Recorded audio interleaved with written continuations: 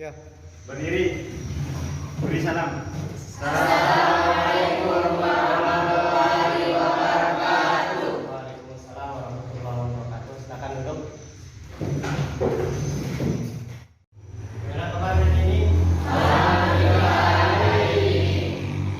Oke, sebelum mulai pembelajaran kita hari ini, ada yang berhalangan hadir? Hadir semua ya? Alhamdulillah. Kita pada pagi hari ini, silakan Rizky pimpin baca doa kita. Sebelum kita memulai pelajaran hari ini, alangkah baiknya kita berdoa. Berdoa mulai. Bismillahirrahmanirrahim. Bismillahirrahmanirrahim. Raditu billahi rabba. Raditu billahi rabba. Wa bil islami dina. Wa bil islami dinan. Wa bi Muhammadin nabiyya wa rasula. Wa bi Muhammadin nabiyya wa rasula. Rabbi zidni ilma. Rabbi zidni ilma. Warzuqni fahma. Warzuqni fahma. Amin ya rabbal alamin.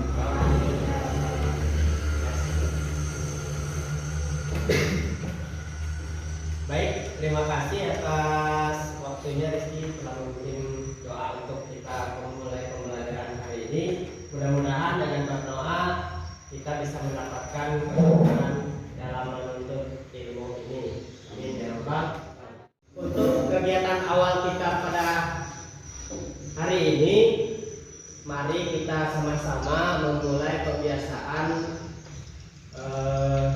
kegiatan program pendidikan karakter dengan membaca surat Al-Fatihah, kemudian dilanjutkan dengan surat apa? Qul a'udzu birabbin nas, kemudian qul a'udzu birabbil falaq dan qul huwallahu ahad. Baik, silakan dimulai. A'udzu billahi minasy syaithanir rajim. Bismillahirrahmanirrahim. Alhamdulillahi rabbil alamin. Ar-Rahmanir Rahim. Maliki yaumiddin. Iyyaka na'budu wa iyyaka nasta'in. Ihdinas siratal mustaqim. Siratal ladzina an'amta 'alaihim ghairil maghdubi 'alaihim waladdallin. Amin. Bismillahirrahmanirrahim. Qul a'udzu birabbil falaq, malikin nas, ilahin nas, min syarril waswasil khannas, alladzi yuwaswisu fi sudurin nas, minal jinnati wan nas. Bismillahirrahmanirrahim.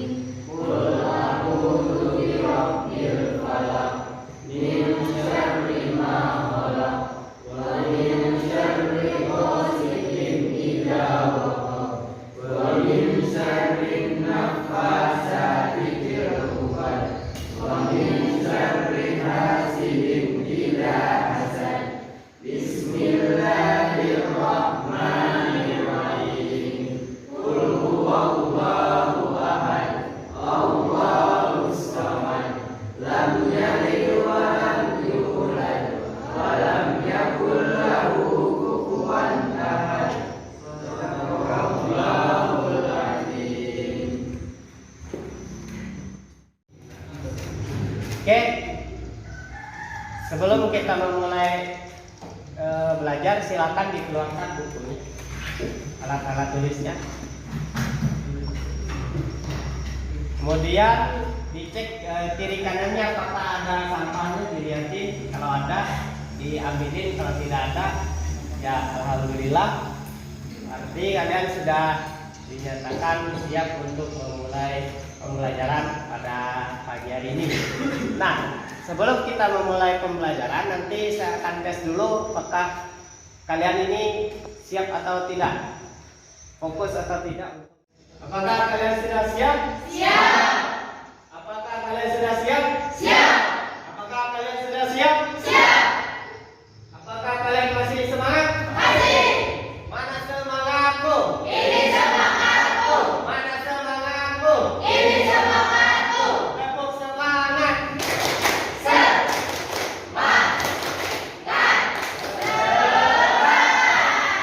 Oke, tepuk tangan begitu semua. Untuk memupuk rasa nasionalisme kita, silakan berdiri, kita akan menyanyikan lagu Padamu Negeri ya. Silakan berdiri.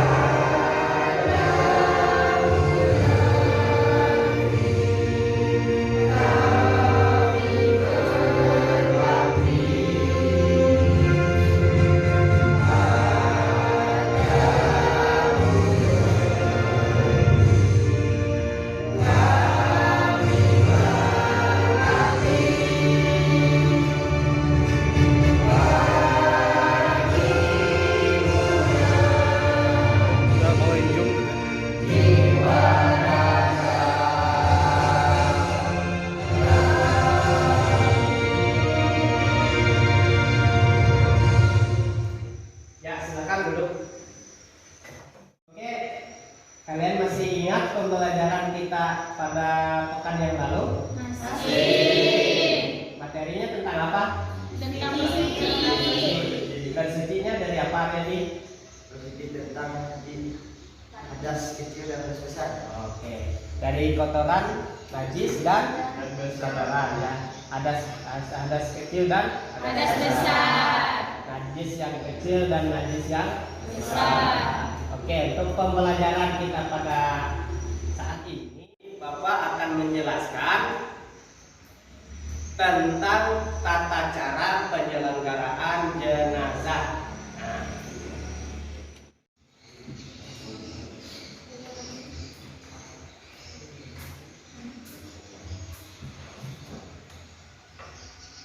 oke, materi kita pada saat ini yaitu tentang tata cara penyelenggaraan jenazah. Nah, penyelenggaraan jenazah itu tujuan pembelajarannya yang pertama diharapkan setelah mempelajari ini siswa kalian akan dapat menerapkan di dalam kehidupan kalian penyelenggaraan jenazah sesuai dengan ketentuan syariat Islam. Yang kedua, menunjukkan sikap tanggung jawab dan kerjasama dalam penyelenggaraan jenazah nanti di masyarakat, di sekitar lingkungan kalian. Kemudian, kalau bisa kalian menganalisa pelaksanaan penyelenggaraan jenazah. Kemudian yang terakhir, menyampaikan atau menjelaskan tahap-tahap tata cara penyelenggaraan jenazah. Nah, itu yang dapat kalian ini dapatkan di dalam pembelajaran ini. Kemudian pengurusan jenazah muslim atau muslimah yang laki-laki maupun yang perempuan itu ada 4 tahap. Tahap yang pertama memandikan jenazah, ya. Tahap kedua mengkafani jenazah, tahap 3 mensolatkan jenazah, yang terakhir apa? Nah, hukum dari menyelenggarakan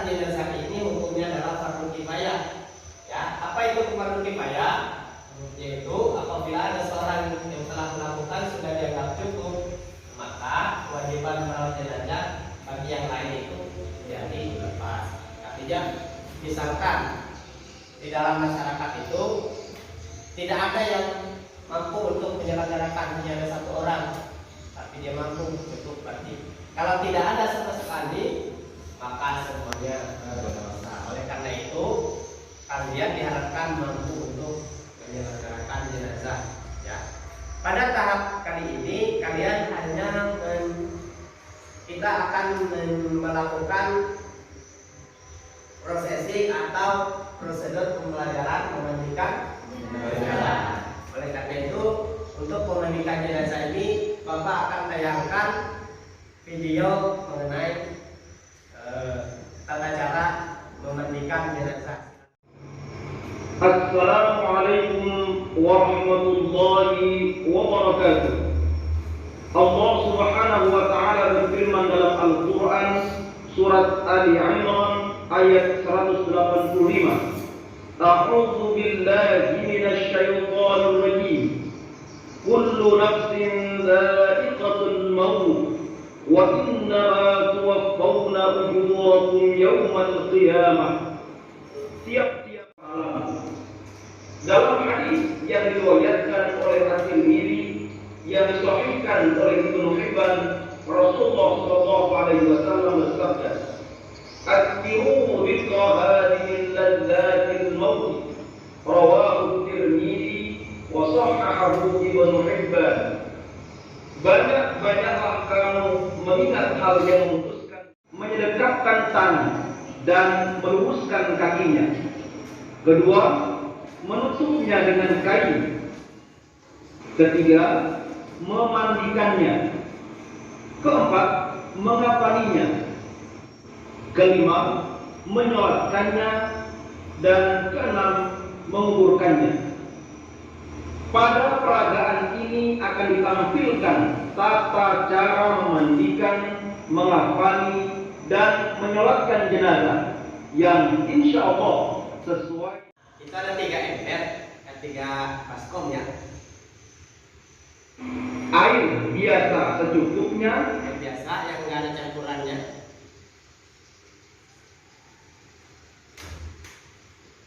air yang dicampur daun bidara atau sabun, Ini ya, daun bidara atau sabun. Kalau nggak ada daun bidara, sabun boleh. dan air yang dicampur dengan kapur barus. Ini ada air sabun halus ya. Nanti saya letakkan yang di sini. Kalau taruh di bawah situ aja dan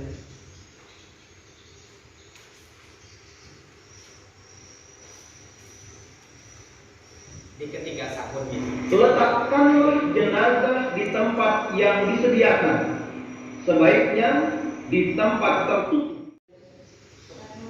Berbenah.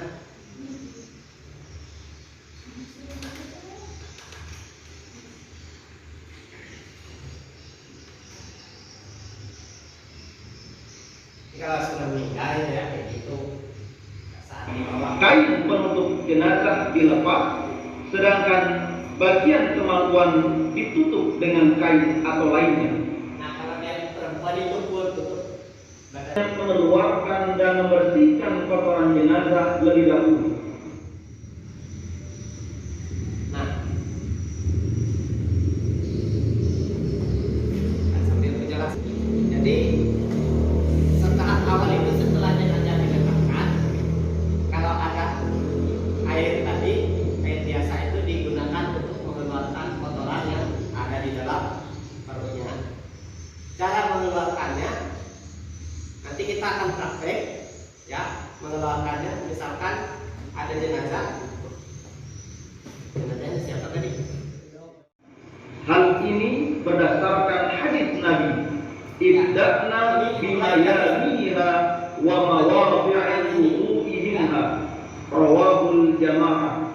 Ya kan sebelah kanan. Mulailah dengan anggotanya yang sebelah kanan dan tempat atau anggota wudunya.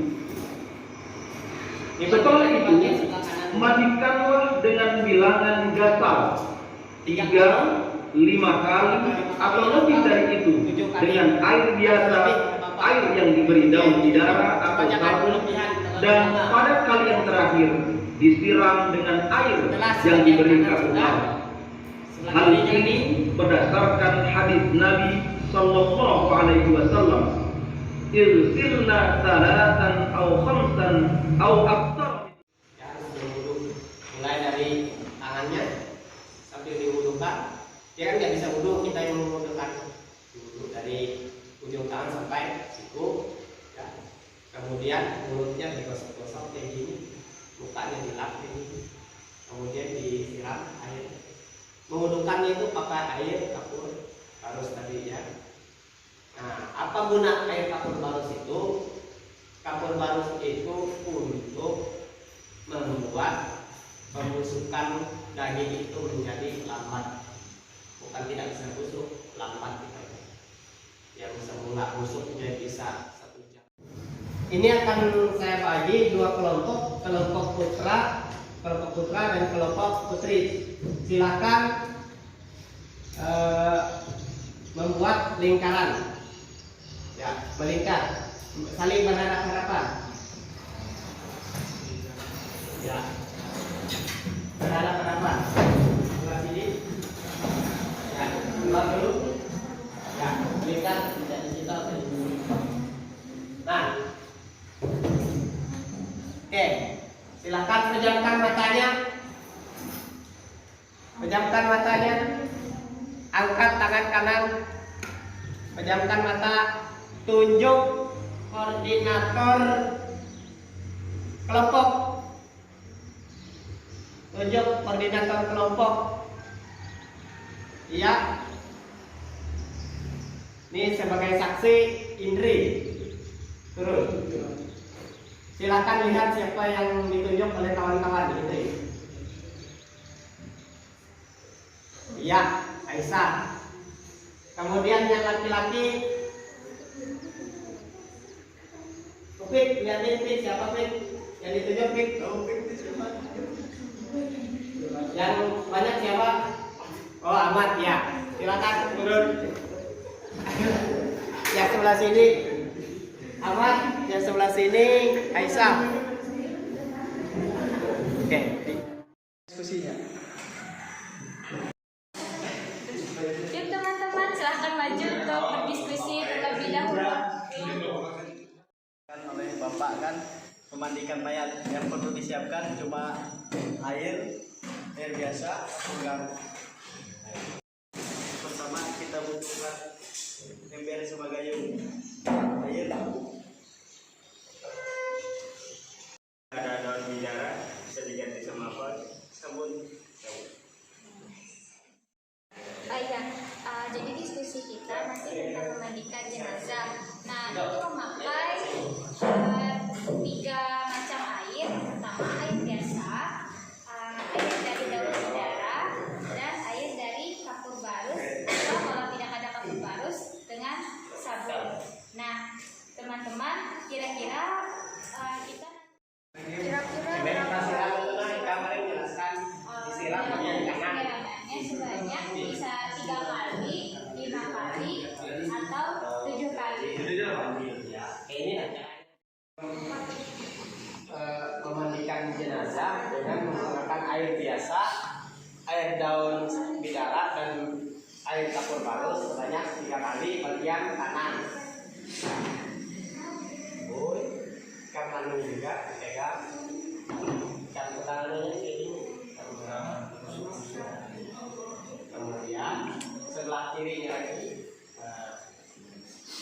3 kali, 3 kali gitu ya. Kemudian kalau sudah 3 kali, sebelah kiri sebelah kanan, baru ini ya, 3 kali juga. Pertamanya dilakukan adalah menyiramkan air biasa. Sekali sudah, 2 kali. Pertama kita siramkan air biasa sebanyak 3 kali. Tahap yang kedua kita siramkan sebelah kiri sebanyak 3 kali. Dan tahap kedua air bidara sebanyak 3 kali.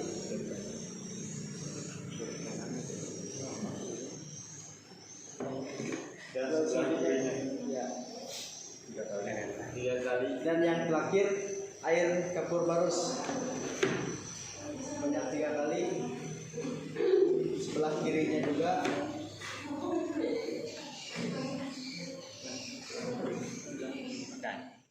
Kita memandikan jenazahnya dengan menggunakan 3 air, yaitu air biasa, air daun bidara atau sabun, dan air kapur barus.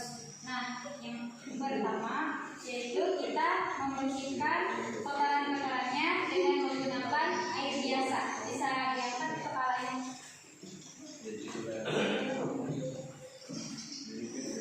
Nah, jadi dibersihkan kotorannya sambil dan untuk selanjutnya kita sirami dulu bagian kanan dengan air biasa ini sebanyak 3 kali, lalu di bagian kirinya lagi sebanyak 3 kali juga. Nah, lalu setelah kita membasuhnya atau menyiramnya dengan air biasa, maka dilanjutkan dengan step yang kedua, yaitu dengan air daun bidara atau sabun. Nah, seperti tadi juga menyiramnya yaitu dari kanan ke kiri lurus sebanyak 3 kali, kemudian di bagian kiri juga sebanyak 3 kali. Nah, kemudian dengan selanjutnya step yang ketiga yaitu membasuhnya dengan air kapur barus, yaitu seperti tadi 3 kali di bagian kanan, 3 kali juga di bagian kiri. Seperti Baik, tadi sudah kalian praktekkan tentang pemandikan jenazah yang dimulai dari menyiapkan air ketiga jenis ini. Yang pertama adalah air apa? biasa, Yang kedua air daun bidara, ketiga. kapur barus. Dan itu dilakukan penyiraman sebelum disiram ketiga jenis ini. Terlebih dahulu yang pertama adalah mengeluarkan kotoran yang ada di dalam perut banyak. Nah, kemudian setelah dikeluarkan, cara mengeluarkannya ditekan bagian perutnya, dinaikkan sedikit badannya, ditekan bagian perutnya supaya keluar kotoran yang ada di dalam perutnya. Kalau tidak ada tidak apa-apa. Kemudian ditekan kembali pelan-pelan meratakannya. Setelah itu disiram menggunakan air biasa 3 kali, dimulai dari bagian kanan 3 kali, kemudian bagian kiri. Setelah itu dengan air bidara 3 kali juga, dimulai dari bagian kanan kemudian bagian kiri, dimulai dari ujung kepala sampai pangkal kaki. Setelah itu yang terakhir itu air kapur barus. Nah, disiram 3 kali. Nah, terakhir kita wudhukan dengan air kapur barus banyak bilangan wudhu ya, 3 kali juga. Oke, untuk air ini kenapa air kapur barus itu bagian terakhir? Gunanya adalah untuk memperlambat pembusukan pada mayat. Ya. Itu pasti akan terjadi di kehidupan kalian. Tidak saat ini, mungkin 1 tahun, 2 tahun, 4 tahun, 10 tahun, 15 tahun, 25 tahun yang akan datang akan terjadi pada kalian sendiri. Ya, kita belum pada tahap mengkafani, mensolatkan, sama menguburkan. Menguburkan nggak ada ya. Menguburkannya prakteknya mengubur langsung lagi. Ya, laki-laki ikut menguburin, perempuan ikut menguburin. Ya, di mana? Mengubur itu ada 2 jenis macamnya. Pertama menguburkan dengan tidak ada petinya, yang kedua ada petinya. Itu ada tahapnya.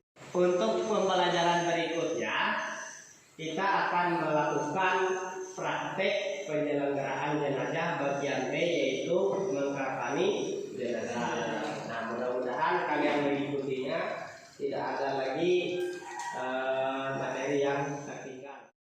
Baik, demikian dari Bapak. Ada yang ingin